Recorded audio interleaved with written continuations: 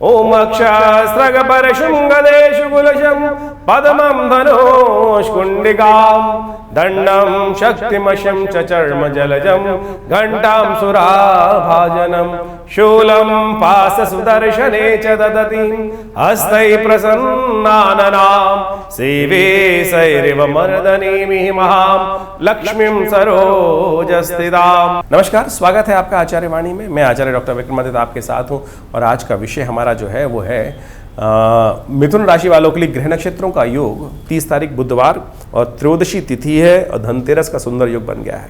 ग्रह नक्षत्रों के दृष्टिकोण से समय आपके लिए गजकेसरी योग का निर्माण करता हुआ बहुत सुंदर योग बना रहा है। लाभ के योग प्रशस्त करता दिखाई दे रहा है, विजय के योग बनते दिखाई दे रहे हैं आपके लिए। ऐसे में महालक्ष्मी की यंत्र की स्थापना कर और साथ साथ भगवती के निमित्त गणेश जी का सुंदर श्री विग्रह स्थापित करें, धर्मराज का पूजन करें, साथ साथ 13 दीपक घर में जलाकर सुंदर पूजन करें।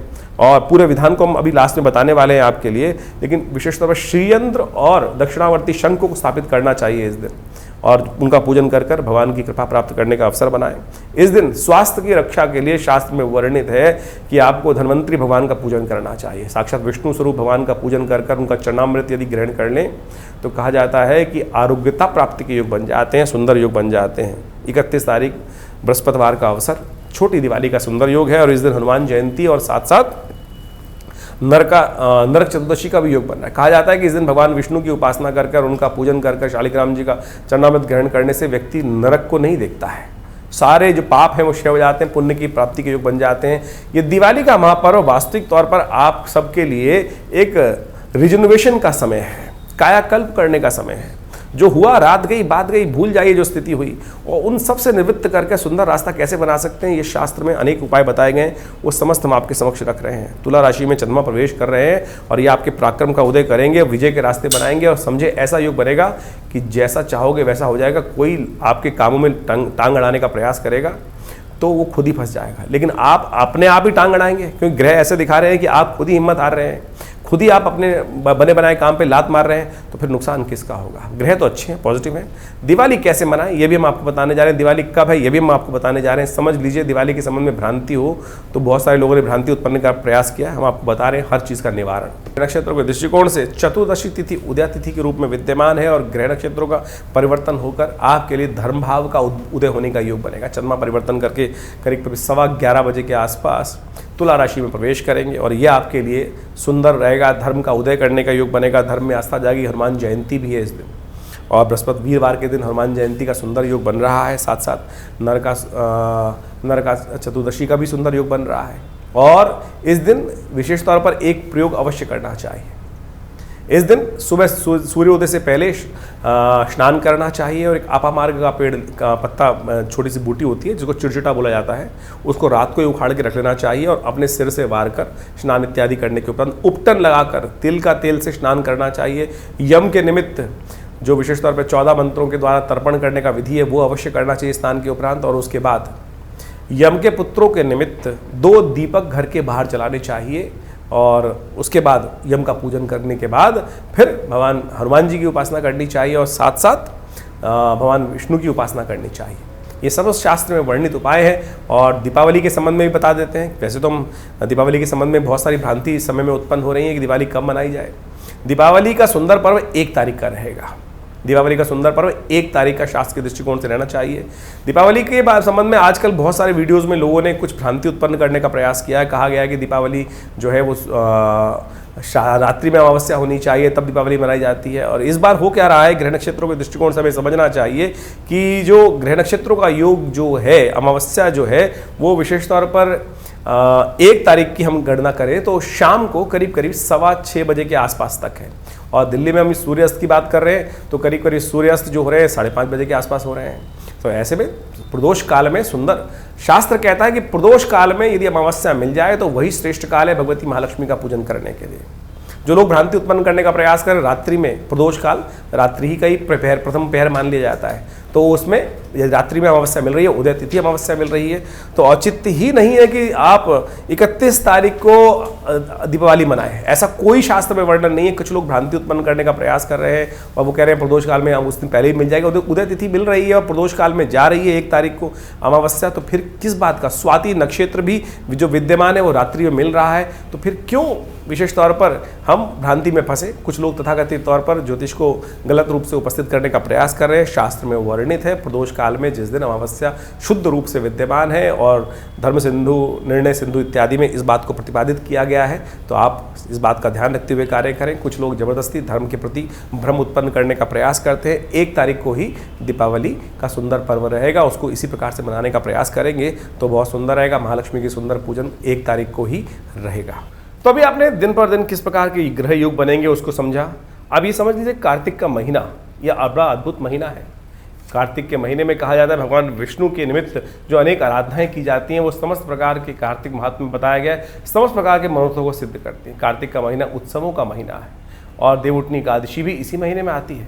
तो इसलिए इस पूरे मास में भगवान विष्णु की यथाशक्ति पूजन करने का हमें प्रयास करना चाहिए। दिवाली, अनेक प्रकार के उत्सव वो सब इसके अंदर आ ही रहे हैं। अहोई अष्टमी, करवा चौथ, ये सब के सब इसमें आए। अभी आपने सब इसके बारे में महत्व सुना। अभी आने वाले समय में विशेष तौर पर देवउठनी एकादशी, तुलसी पूजन, समस्त प्रकार के अद्भुत उत्सव इसमें आएंगे। देव दिवाली का भी सुंदर उत्सव भी इसी कार्तिक के महीने में आता है। तो ये कार्तिक के महीने में श्रद्धा के साथ भगवान विष्णु की पूजन, साथ साथ महालक्ष्मी के पूजन करने का जो शास्त्र में विधान है, ये छोटी छोटी परिपाटियाँ नहीं हैं। ये वास्तविक तौर पे हमारे जीवन से कष्टों को दूर करने के लिए अद्भुत जो मुहूर्त है, इसका हमको उपयोग करने का प्रयास करना चाहिए। हमने सिलसिलेवार तरीके से आपको समस्त दिनों के उत्सवों के संबंध में जो भ्रांतियाँ वो भी बताई, आपके भविष्य में किस प्रकार के सुंदर योग बन रहे हैं वो भी आपको समझना चाहिए। और ज्योतिष विज्ञान के माध्यम से इन समस्त सूत्रों को यदि समझकर आप जीवन में उतारने का प्रयास करें। देखिए आजकल ज्योतिष जो है ना, वो वास्तविक तौर पर केवल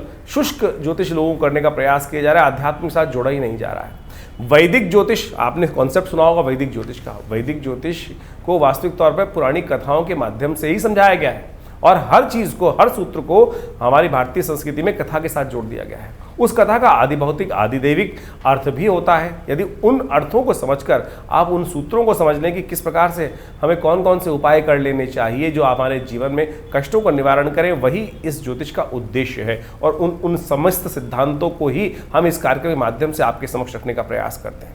तो जो उपाय हमने बताए, चाहे वो दिवाली के उपाय हों, चाहे वो धनतेरस के उपाय हों, और धनतेरस के दिन विशेष तौर पर शास्त्र के दृष्टिकोण से जो हमने आपको बताया कि यमदीपदान का एक मुहूर्त बताया था आपको। दिवाली का ही मेन उत्सव है, उसको अच्छे समझ लें कि किस प्रकार की। हमारे यहाँ दिवाली 1 दिन की या 2 दिन की दिवाली नहीं होती। आमतौर पे क्या होता है, छोटी दिवाली, बड़ी दिवाली एक भ्रांति के रूप में लोगों के मनोमस्तिष्क में आ जाती है, लेकिन दिवाली भारतीय संस्कृति में 5 दिन की मनाई जाती है, जो धनतेरस से आरंभ होती है और विशेष तौर पर जाती है भैया दूज तक।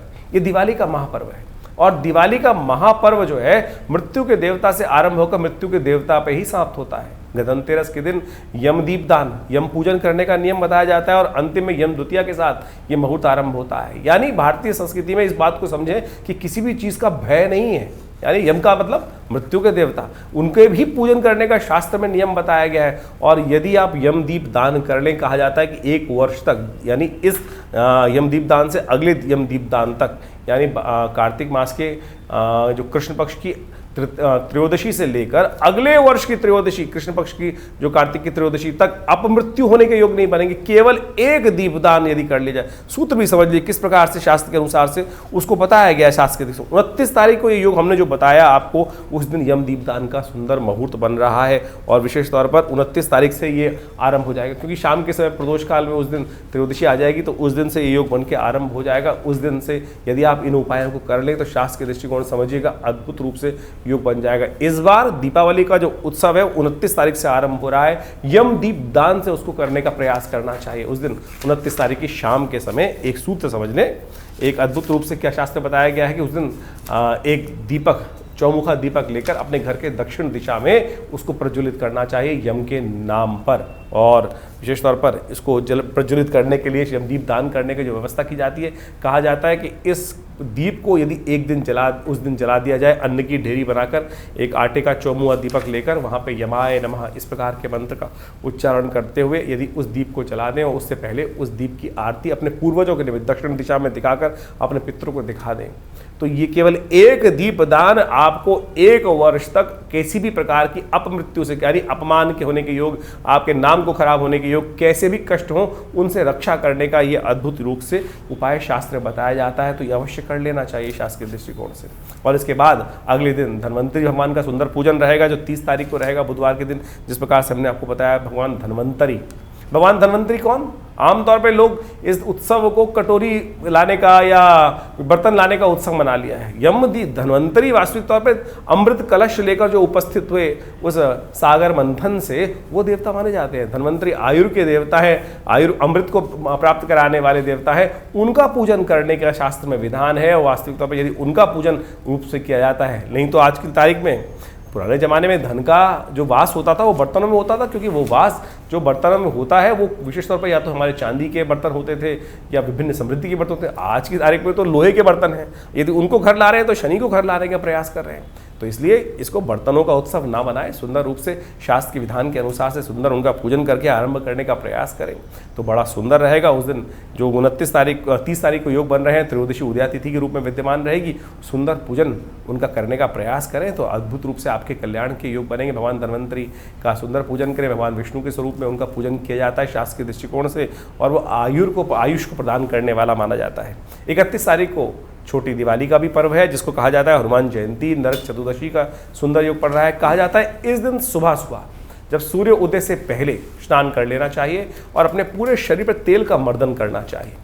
तिल के तेल का मर्दन करना शास्त्र में बताया गया है। और एक अपामार्ग का पेड़ होता है, कहा जाता है कि इस अपामार्ग के पेड़ को अपने सिर पे से वार कर रख देना चाहिए एक तरफ, जिससे नज़र बजर अलाय वलाय सब निकल जाएं। और सूर्य उदय से पहले इस प्रोसेस को करने का नियम शास्त्र में बताया गया है। और उसके साथ साथ जैसे ही सूर्य उदय से पहले स्नान करने के उपरांत अपने घर के बाहर मुख्य दरवाजों पर 2 दीपक, जिनको यमराज के रूप में ही उपस्थित किया जाता है, 2 श्वानों के रूप में उनको 2 दीपक वहाँ जला दी जाते हैं और उनको जला के रख देना चाहिए। और उनका पूजन, ये पूरा यमदीप दान होगा इस बार, क्योंकि यमदीप दान एक दिन पहले पड़ रहा है। लेकिन आमतौर पर यदि त्रयोदशी पूरी रात प्रदोष काल तक विद्यमान होती है तो शाम को यमदीप दान किया जाता है। लेकिन ये यमदीप दान जो है वो एक दिन पहले इस बार हो गया है। तो इसका जो 31 तारीख को सुबह सूर्योदय से पहले इस प्रोसेस को पूरा किया जाएगा। और कहा जाता है इस प्रोसेस को यदि पूरा कर लिया जाए तो समस्त प्रकार के कष्टों का निवारण करने का योग बनता है। इसके साथ साथ हनुमान जयंती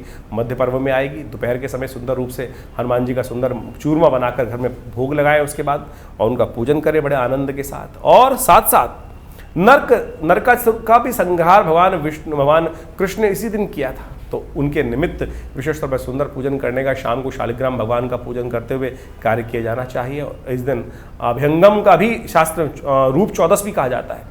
तो उपटन लगाकर, जो सुबह सुबह का प्रोसेस है कि जो तिल के तेल में उपटन लगाकर अपने पूरे शरीर पर मर्दन करना, उसके बाद यम के निमित्त तर्पण किया जाता है 14 मंत्रों से, जो दक्षिण की दिशा में बैठकर 14 मंत्रों के द्वारा तर्पण करने की शास्त्र में विधि बताई गई है। यम के समस्त 14 मंत्रों का उच्चारण करते हुए वो तर्पण अवश्य करना चाहिए। ये अभ्यंग जो विशेष तौर पर जो रूप 14 का पूर्ण विधि बताया गया। उसके बाद 2 दीप जलाए जाते हैं घर के बाहर सूर्योदय से पहले पहले मुख्य दरवाजे के दोनों भागों पर। तो अवश्य इसका पूर्ण नियम करना चाहिए।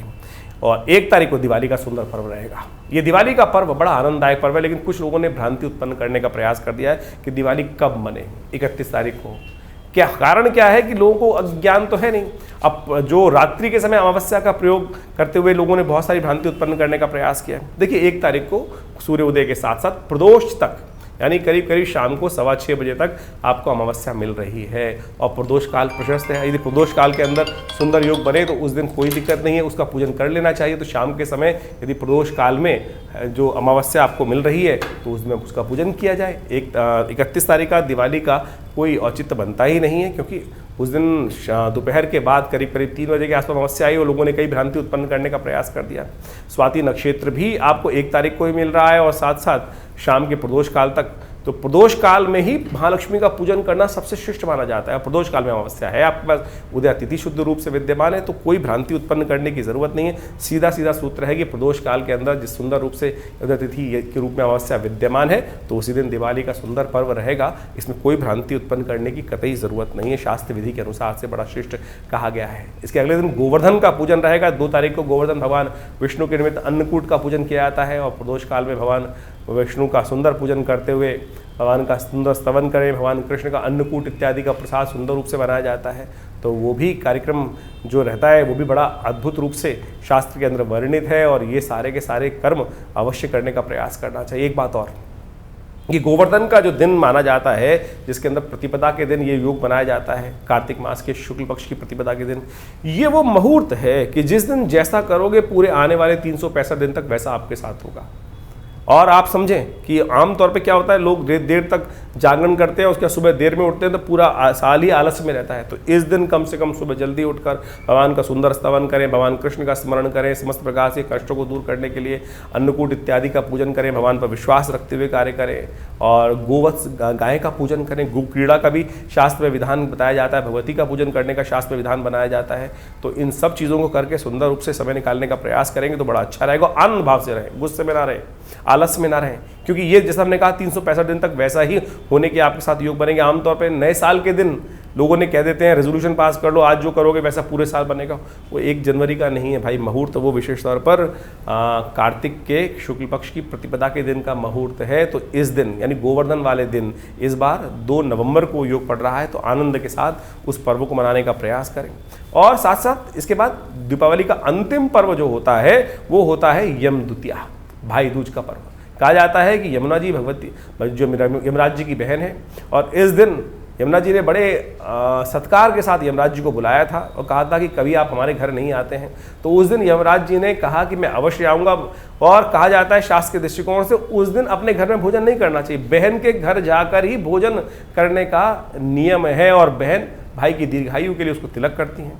तो ये अवश्य नियम पालन करने का प्रयास करना चाहिए। भारतीय संस्कृति के अद्भुत पर्व हैं और इन सब मुहूर्तों के अंदर आपको कोशिश ये करनी चाहिए दीपावली पर्व के अंदर अपने घर में सिद्ध महालक्ष्मी का यंत्र स्थापित करें, साथ साथ दक्षिणावर्ती शंख स्थापित करने का प्रयास करें। यह महालक्ष्मी का साक्षात प्रतीक माना जाता है और महालक्ष्मी का साक्षात प्रतीक माना जाता है समस्त कष्टों को निवारण किया था। जब दिवाली का पूजन करें आप, दिवाली के दिन यानी जो इस बार दीपावली का जो 1 नवंबर को सुंदर पर्व पड़ रहा है, उस दिन पूजन के अंत में भगवती को कमल के पुष्पों की एक विशेष तौर पर शैया प्रदान की जाती है।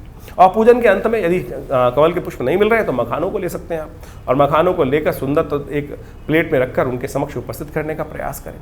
और महालक्ष्मी का पूजन विशेष तौर पर श्री सूक्त के मंत्रों से करेंगे तो बहुत श्रेष्ठ रहेगा। उस दिन यज्ञ इत्यादि करें, आनंद भाव से कार्य करने का प्रयास करें। ये एक सिद्ध मुहूर्त हैं ये सब के सब, तो अवश्य इन सब मुहूर्तों में सुंदर रूप से पूजन करते हुए कार्य करने का प्रयास करेंगे तो अद्भुत रूप से आपके जीवन में समस्त कष्टों का निवारण करने का योग बनेगा। सिद्ध महायंत्र, विशेष तौर पर महालक्ष्मी का सिद्ध यंत्र अवश्य स्थापित करना चाहिए महालक्ष्मी, और पूरे वर्ष उनकी पूजन करने की सुंदर व्यवस्था बनाने का प्रयास करना चाहिए। और ये समस्त प्रकार के आपके अनिष्टों को दूर करने का योग बनाती हैं ये सारी चीज़ें। और शंख, दक्षिणावर्ती शंख इस दिन यदि घर में स्थापित करें तो कहा जाता है साक्षात महालक्ष्मी का प्रतीक माना जाते हैं ये सब निधियाँ। तो अवश्य शास्त्र के दृष्टिकोण से इन सुंदर मुहूर्तों का लाभ लेते हुए कार्य करने का प्रयास करें, बहुत आनंद रहेगा।